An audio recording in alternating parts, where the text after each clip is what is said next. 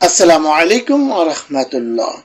প্রিয় দর্শক, আজ আমি আপনাদেরকে জানাবো জাহান্নামের ভয়াবহ শাস্তি, অর্থাৎ জাহান্নামের শাস্তি কতটা ভয়াবহ তা বিস্তারিত তুলে ধরবো এই ভিডিওটির মাধ্যমে।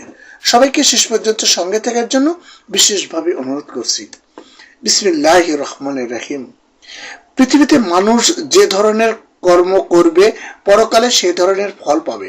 কেউ ভালো কাজ করলে তার চূড়ান্ত পুরস্কার হবে স্বপ্নের জান্নাত, আর যে গুনাহ করবে তার শেষ ঠিকানা হবে জাহান্নাম।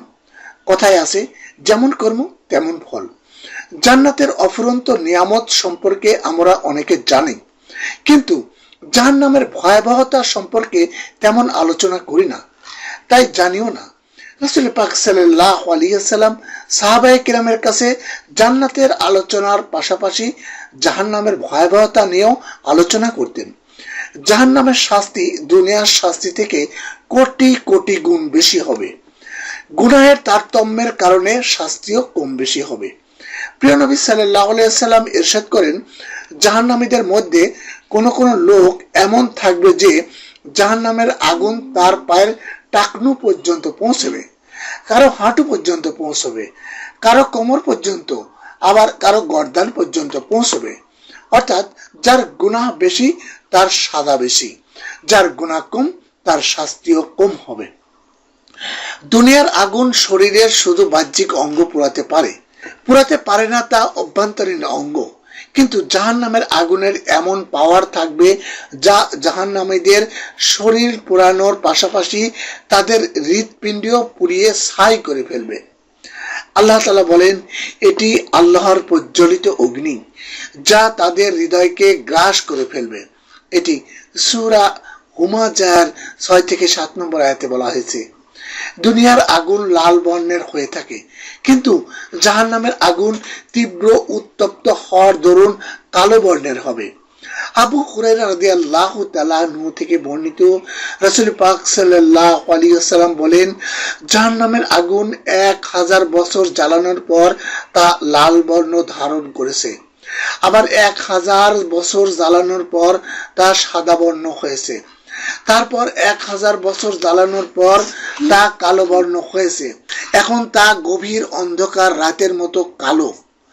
জাহান্নামীরা যখন পিপাসায় ছটফট করবে তখন তাদেরকে গলিত পুঁজ পান করানো হবে, যা সে এক এক ঢোক করে গিলবে। রাসূল পাক সাল্লাল্লাহু আলাইহি ওয়াসাল্লাম বলেন, পুঁজ যখন তার মুখের নিকটে নিয়ে আসা হবে সে তা অপছন্দ করবে। তারপর যখন আরো নিকটে নিয়ে আসা হবে তখন তার মুখমণ্ডল পুড়ে যাবে এবং মাথার চামড়া গলে পড়ে যাবে। তারপর সে যখন তা পান করবে তখন তার নাড়ি ভুঁড়ি গলে ছিন্ন ভিন্ন হয়ে মলদ্বার দিয়ে বের হয়ে যাবে। ইবনে আব্বাস রাদিয়াল্লাহু তাআলা আনহু থেকে বর্ণিত, একদিন রাসূল পাক সাল্লাল্লাহু আলাইহি ওয়াসাল্লাম এই আয়াতটি তেলাওয়াত করলেন, অর্থাৎ তোমরা আল্লাহকে ভয় করো এবং পূর্ণ মুসলমান না হয়ে মৃত্যুবরণ করো না।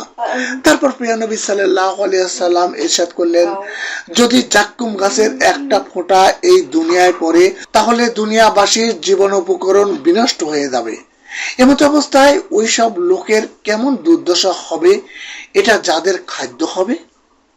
রাসূল পাক সাল্লাল্লাহু আলাইহি ওয়াসাল্লাম জাহান্নামের সবচেয়ে সহজ শাস্তি প্রাপ্ত ব্যক্তির আলোচনা করতে গিয়ে বলেন, জাহান্নামীদের মধ্যে সবচেয়ে সহজ শাস্তি ওই ব্যক্তির হবে যাকে ফিতা সহ এক জোড়া আগুনের জুতা পরিয়ে দেওয়া হবে। এতে তার মগজ এমন ভাবে টকবক করবে গরম পানির পাত্র যেমন টকবক করে। সে ধারণা করবে তার থেকে কঠিন আযাব আর কেউ ভোগ করছে না, অথচ সে হবে সবচেয়ে সহজ শাস্তিপ্রাপ্ত ব্যক্তি। প্রিয় দর্শক, জাহান্নামের সবচেয়ে সহজ শাস্তির যদি হয় এমন পাওয়ার, তাহলে কঠিন শাস্তির পাওয়ার কেমন হবে তা আমাদের ভাবতে হবে। প্রতিদিন কত গুনাহ আমরা করে যাচ্ছি অহরহ, কখনো কি ভেবে দেখেছি এর শাস্তি যদি আমাকে দেওয়া হয় তাহলে কিভাবে সহ্য করব?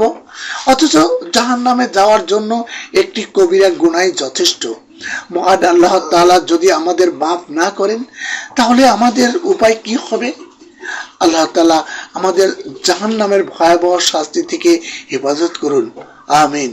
প্রিয় দর্শক, আপনি যদি চ্যানেলটিতে নতুন এসে থাকেন এবং এই ধরনের ভিডিও আরো পেতে চান, তাহলে অবশ্যই চ্যানেলটি সাবস্ক্রাইব করে সঙ্গে থাকবেন এবং ভিডিওটি শেয়ার করে সকল মুসলিম ভাই বোনদের কাছে পৌঁছে দেবেন।